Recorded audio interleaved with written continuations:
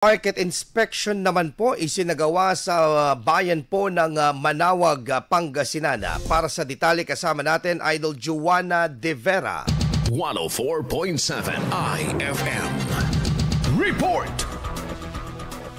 Nagsagawa ng inspeksyon sa mga pamilihan ng Manaoag ang Alkalde, General Services Office at Market Marshals bilang pagtiyak sa kaayusan sa lugar kung saan namimili ang mga consumer. Isa-isang tinignan at nilibot ang mga pwesto ng mga tindero at tindera sa mga pamilihan mula gulay hanggang sa mga produktong karne. Sa pamamagitan nito ay matitiyak ang kaayusan, kalinisan at maayos na operasyon ng palengke. Samantala, hinihintay na rin ng mga tindero at tindera ang isinasagawang 2 palapag na gusali na siyang palengke na kanilang lilipatan para sa mas magandang pwesto. Kasama mula rito sa IFM Dagupan, ito si Idol Joanna De Vera, Tatak IFM.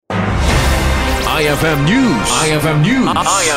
IFM News.